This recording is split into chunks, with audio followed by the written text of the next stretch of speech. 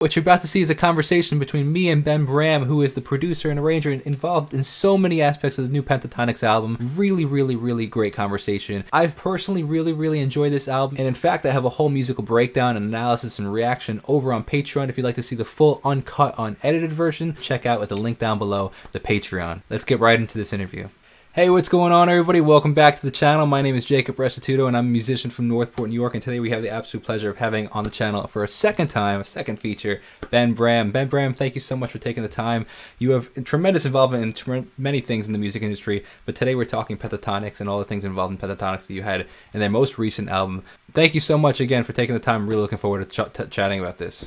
Yeah, thanks for having me. Always fun Absolutely. to talk about the ins and outs of making an album and, some of the details that people may not otherwise hear. So always great to be here. Absolutely, man. So let's get right into it. So something that's funny that musicians have to think about and people in the music industry have to think about, but most people don't actually think about, is musicians start thinking about Christmas many months before Christmas even happens. So when did you guys even start planning, and then when you guys start recording the process of starting a Christmas album? Because you had mentioned you finished in September and it came out, end of That's right. October. I'd love to hear Yeah, that process. it's the timing is different every year. This year it was particularly early because we knew how ambitious this project was going to be and how many collaborators we wanted to have. And so it actually, the whole idea for this album was spawned from the Disney Plus special that is coming out this holiday season, which was a holidays around the world type of thing where they're working with, it kind of takes you around the globe. There's like fan mail, people write in and then they go visit them in all these different countries. And so along with that, the band was like, oh, we should do something that ties into that because that's what we're doing this holiday season. So that special was actually filmed in January, so like a whole year Oh before. my gosh. So we finished that. We were doing that during the winter, and then after that, we're like, okay, we want to start working on this album, and we started to conceptualize it, think about who we want to get on it, and talks for that started around February, March, I think, where we had our like initial conversations. Um, and we started to think about the goals for this album, wanting to get new fans from all around the world, wanting to highlight some incredible music and musicians from all around the world and different musical styles and languages that we may not have heard before, that the Pentatonix audience may not have heard or had exposure to. It was a really cool opportunity. As soon as they mentioned that it was going to be a world album, I was like all in, and I really wanted to make sure that it was a really good representation of the actual musical cultures that we were collaborating with and working with, and not just, okay, we're going to do this Pentatonix arrangement and feature a singer from this country and a singer from this country and a singer from this country, but rather really getting the full musical landscape and textures and sounds from a lot of these different countries. So that was something that was really important to me as we started this process, and something I was always kind of like, that I really want to do this. So there were a lot of different things that we were thinking about when choosing songs, collaborators. And it was a long process of, asking people saying no, or people not responding, and having another list. And yeah, it was a big process. I can keep just talking. Yeah, no, absolutely. That's phenomenal, man. It's Yeah. really interesting. And I think that is such a funny part of the industry, in that sense that like 2 weeks after Christmas, you guys are starting the following Christmas special, which is such an interesting process. Yeah. But that's really interesting, actually. That's different than I would have actually expected. I thought the album came first, and then like the album concept, and then the special was like tied into it. Like, but it's actually the complete opposite. The special came, and Yeah. then you're like, hey, let's do an album based on the concept of the special. Exactly. I mean, in like as an internal organization, Pentatonix and all the people that work with Pentatonix, we're very flexible. We can kind of adapt and do anything at any time.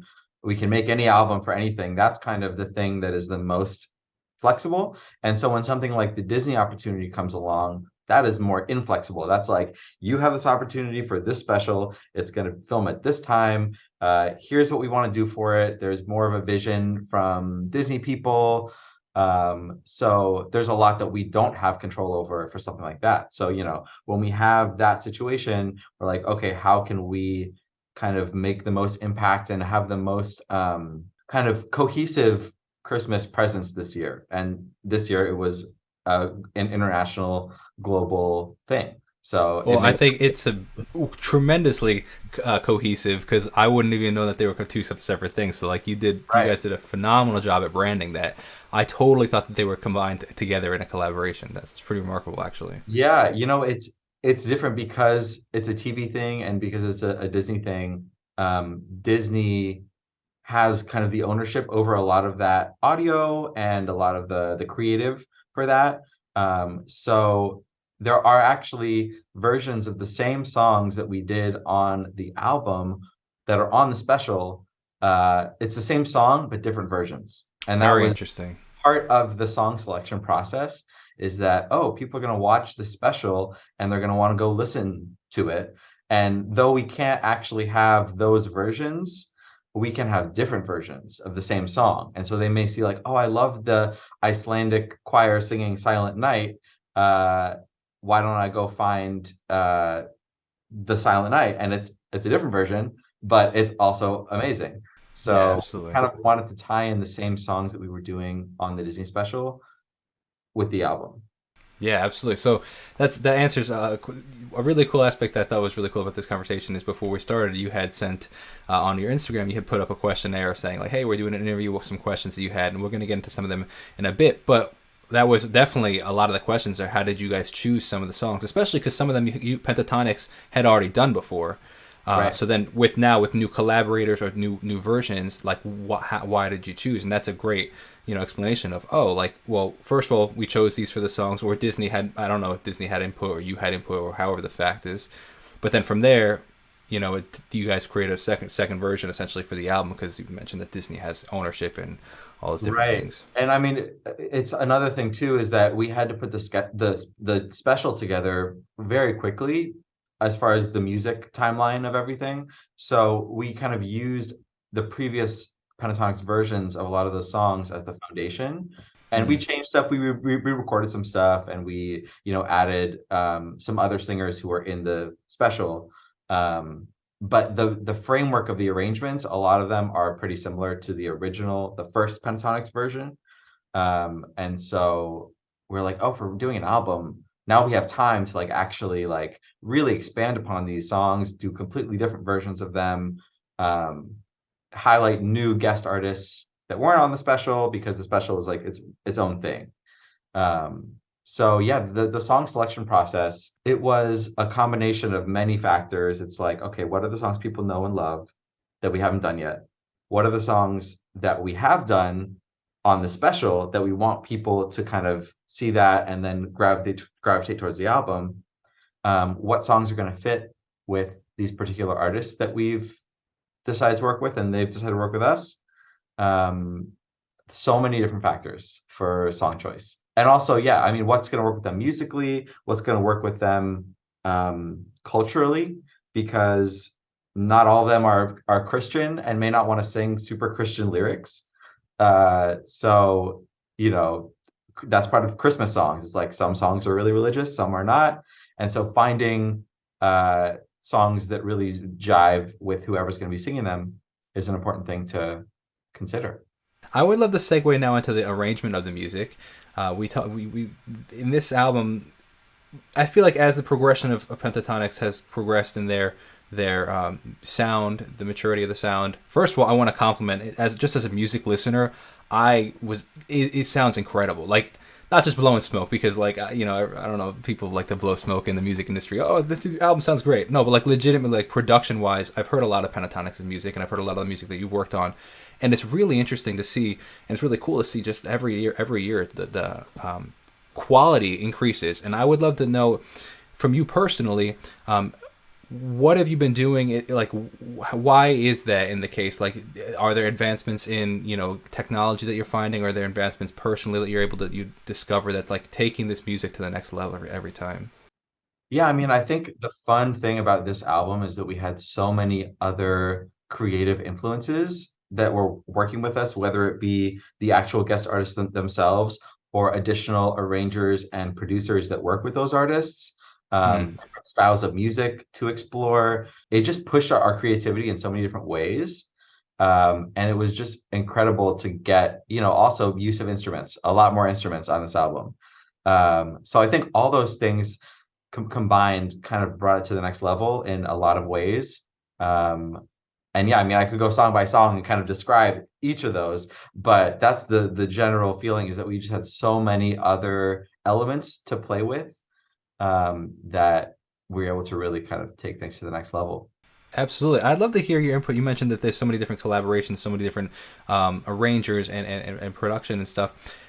In the process of creating what would you consider world genre music, where there's so many different genres of the music, I would love to hear your experience with that, in the sense of like, I feel like a lot of artists kind of specialize in one area, and when producers specialize in one area of genre of music, and there's so many different genres in here. So I would love to hear your experience of working with so many, and the pros and cons of many genres on one album. Yeah, I mean, it was just a really fun experience for me to get to be more exposed to different genres. And I think the key when we were looking at the set list and the songs chosen and the artists chosen is really letting the people who have experience in these styles lead the charge, and not try to be like, I'm gonna go in and try to do Mm, this genre when I don't really have experience in it. And that's what makes it so exciting. So for instance, Hark the Herald Angels Sing, featuring Hiba Tawaji, her producer, arranger, Usama Rabani, is incredible and super renowned in the Arab music world. And he came in and did a phenomenal orchestral arrangement. There's some Arabic instruments in there. He kind of laid out an amazing, well, basically how that process worked is we had a general idea for the vibe of and the structure of the song. We put together like a very rough vocal demo of us just kind of singing and beatboxing the melody, and just like very lo-fi, just like the basic idea. Sent that to him. He started to piece the instrumental arrangement together, creating a groove. And we kind of added, we went back and forth, and we kind of just collaborated, each adding pieces and sending things back and forth. And Hiba put her vocals down, stacked a ton of different harmonies. So that was really like the greatest joy of this album, was working off of people's ideas yeah. and them sending me something and then getting to write a vocal arrangement over that. So much fun. So that's kind of how a lot of these international collaborations worked. Also, Jingle Bells with Long Long. Incredible arranger Natalie Tenenbaum worked with us on that, and she did the piano arrangement. And so her and I went back and forth for a long time, just kind of honing different things. She kind of put the whole kitchen sink in and went full virtuosic mode. And then we kind of honed it. Okay, what if we like tone it back here? What if we do this here? And kind of infusing the Pentatonix side of things so that it feels like a really amazing collaboration. And like Long Long has his chance to shine and do his thing, and Pentatonix has their chance to shine. It's also it's also interesting to treat an instrument like a solo, almost, like he has his moments. He's not, it's obviously piano, so there's no lyrics, but he needs to be kind of heard at the same level that a Yeah. vocal soloist would be. So there were so many unique, cool challenges that we had on this, to put these arrangements together, to put the mixes together. So it was just so awesome to get to work with people like Natalie, Osama, and like really just bounce ideas back and forth. That's really interesting, and the beauty of that is like the opportunity to learn so much, man. I like watching other people do their specialty in their craft. For example, is just a really cool learning opportunity.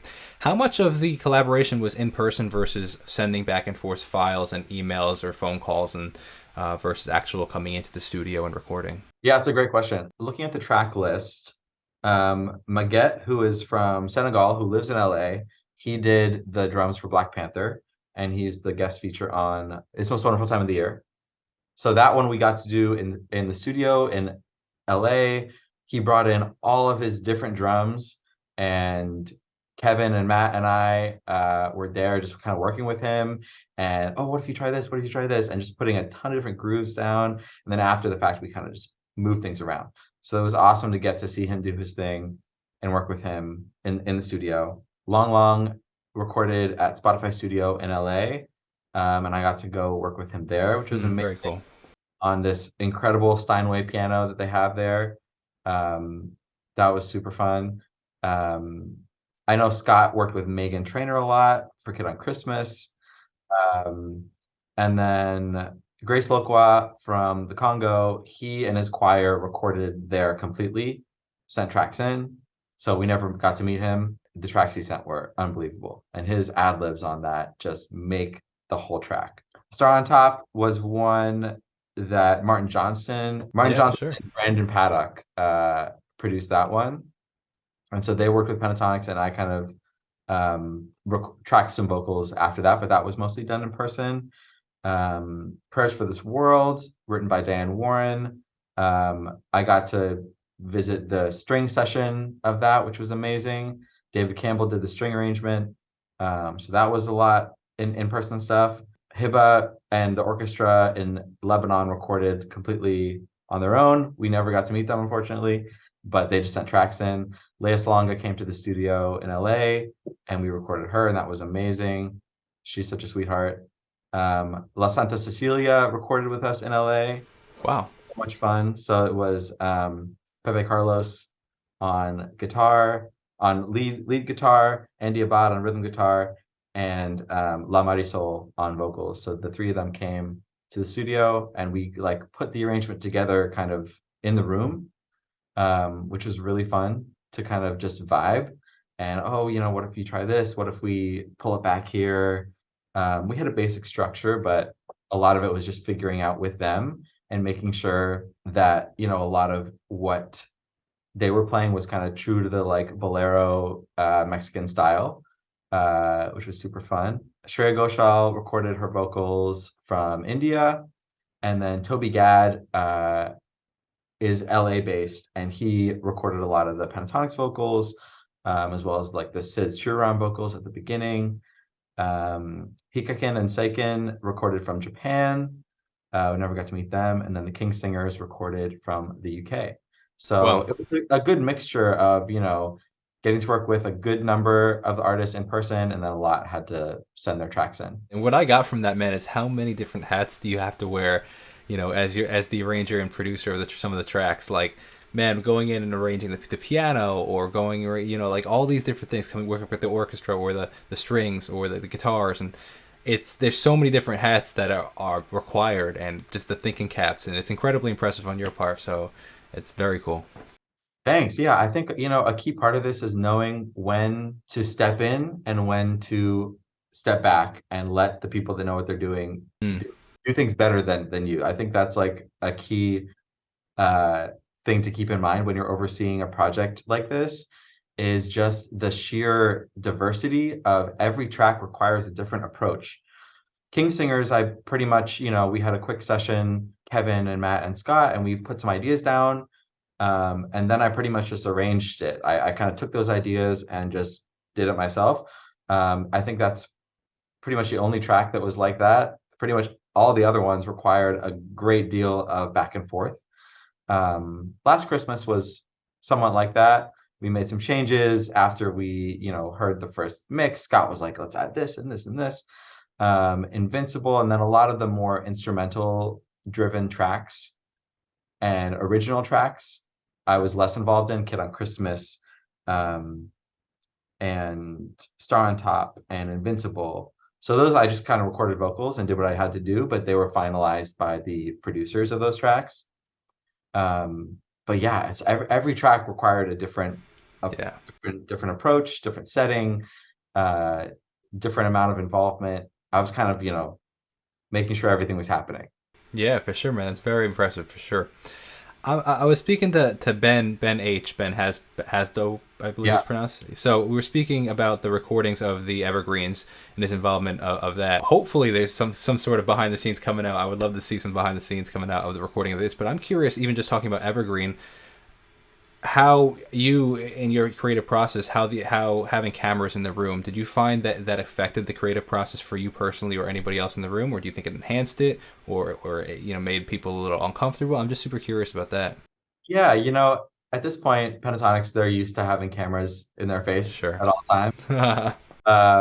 And I think they've gotten really good at just kind of letting it letting them just be, yeah, they're filmed all the time. So they're Yeah. used to it and they don't have any issue kind of just being fully themselves and not worrying about it and kind of ignoring it.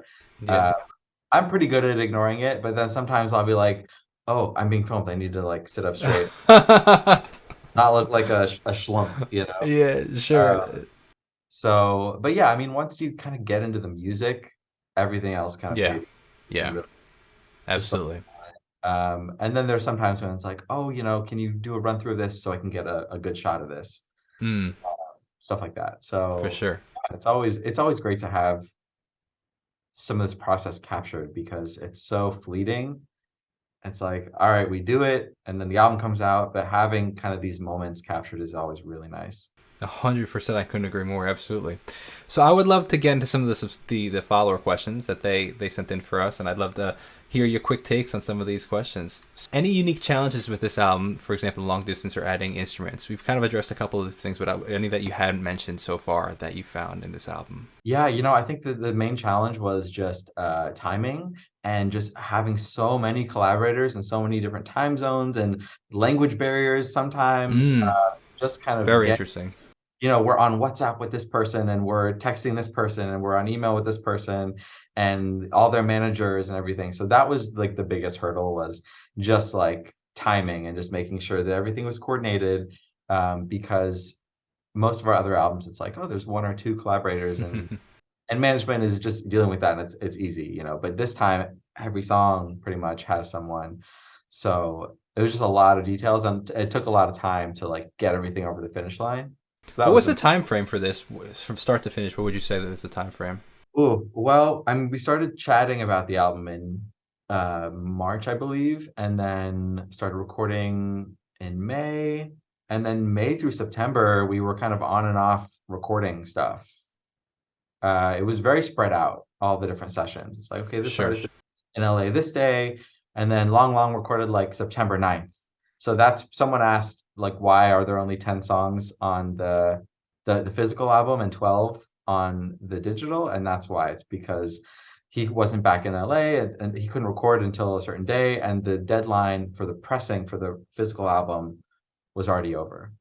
So Very interesting. that's why we're like, all right, we're just gonna we want the physical album out. It's gonna be missing these two tracks, but they'll be out on the digital version.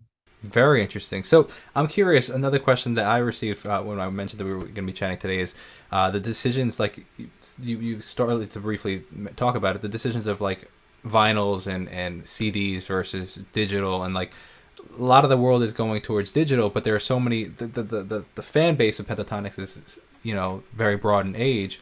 So how do you guys decide? Do you have any involvement in decisions of the release, the distribution of the tracks? Yeah, I'm not involved in those conversations, but I do know that's a mostly management and Sure. label.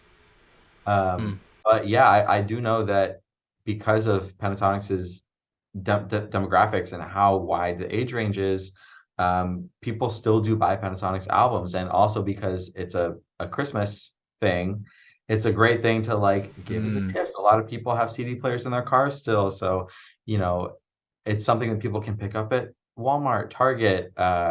So I think that's where a lot of those album sales come from, and then also Japan still has a really big physical album market.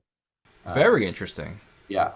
That's very interesting, actually. Continuing along to another question, we have this is completely subjective, but what is your favorite track from the album? I think my favorite the track that maybe surprised me the most or that came together at just amazingly. I mean, I think they all did, but I think my favorite is probably Love Came on Christmas, Joy to the World, and Come On My Papa, just because of how just cool it ended up. Like Mm. it's so basically how that started is I found Grace Loqua's TikTok of Kumama Papa on this Instagram called Dust to Digital that compiles all these unique performances.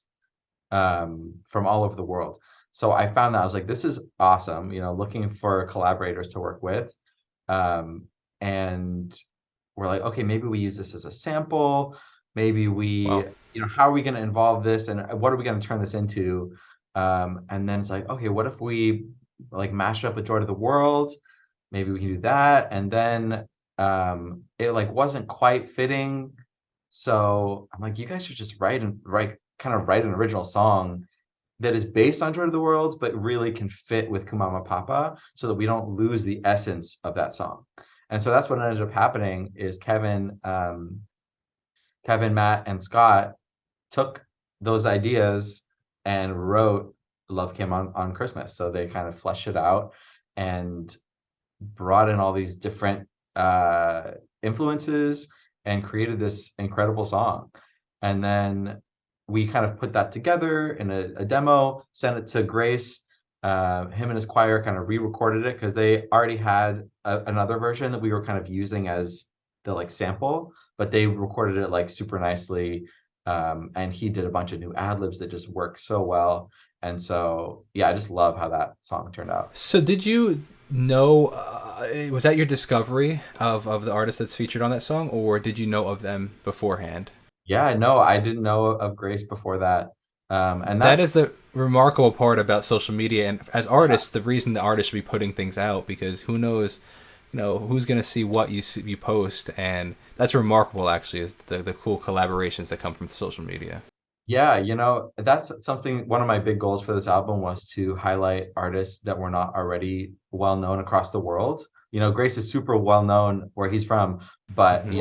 not worldwide. So I really wanted to highlight not just this really famous artist, but like the ones who people might listen to and be like, oh, I want to listen. He has like an album out on Spotify that's awesome. So it was really cool to kind of work with artists like that we could highlight in that way. And then, kind of segueing into that, I'd love to hear if you could. Another question was kind of broad. How did you choose the fabulous create collaborations, who they were? But like you kind of started segueing into that. If you could name like maybe one or two more, how do they come up? Because there's so many different artists in the world, like you mentioned, so many like phenomenal artists, and so many different genres of world music. So how were those? How did Pentatonix or and your involvement decide? Okay, we're going to go to this genre, this genre, this genre, when there's so many to choose from. Yeah, we started off. I have this master Google Doc from early in the conversation with all the different continents and regions of all of the globe, and just trying to really feature a wide swath of artists from everywhere and not like leave out any regions.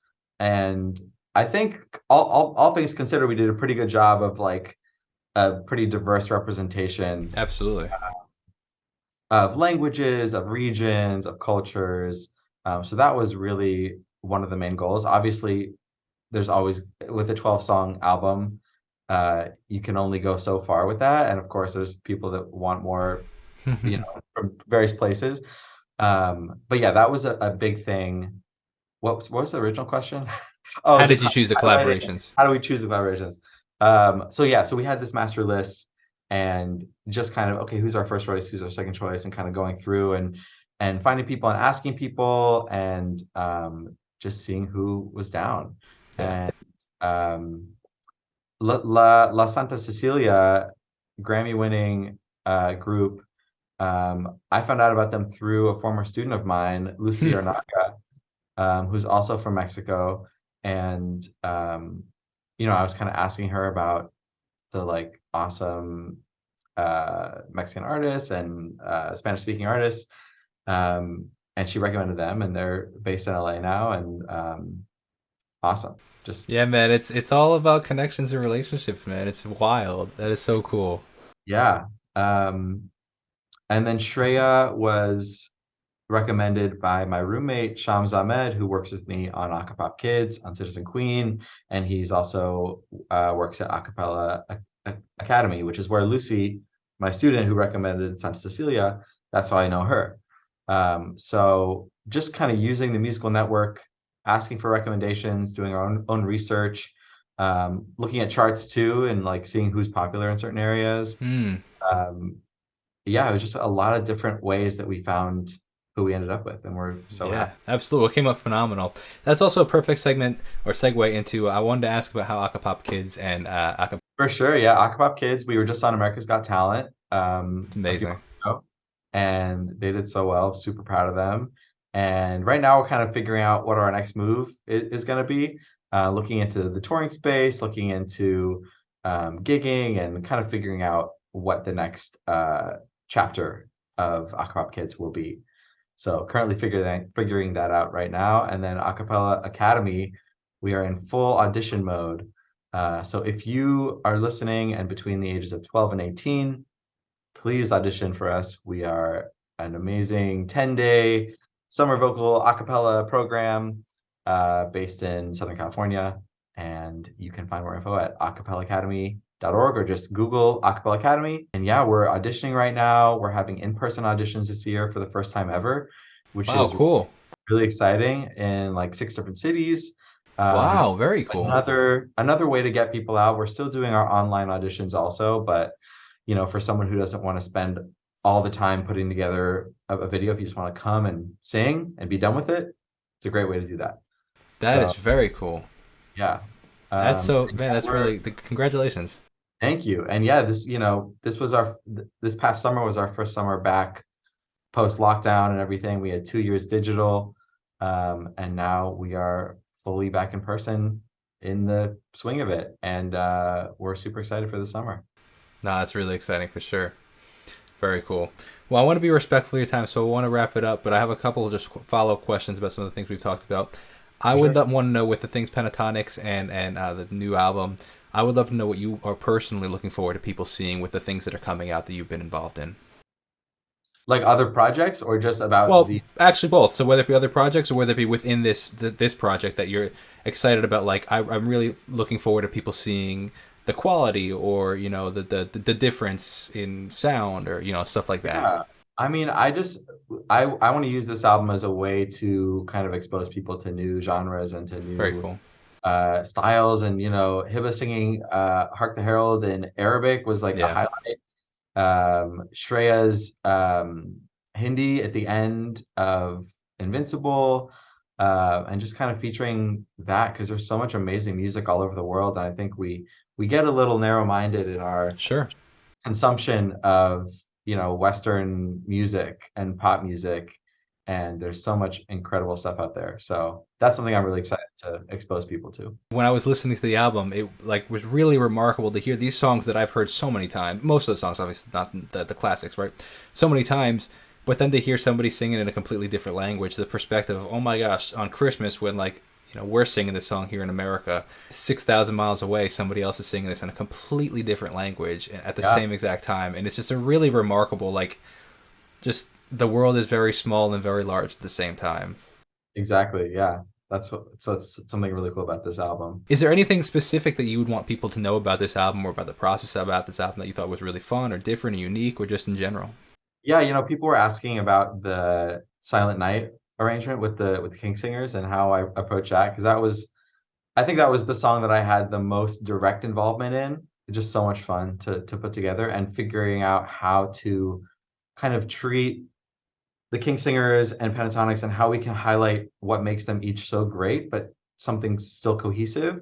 It took a little bit to kind of figure out what the balance of that was going to be and how I was going to treating the King Singers as if they're kind of one instrument and Hmm. like it's a lot of homophonic stuff. They're all singing together, and highlighting the high countertenor and just basically like putting all of the best parts of both groups into the song.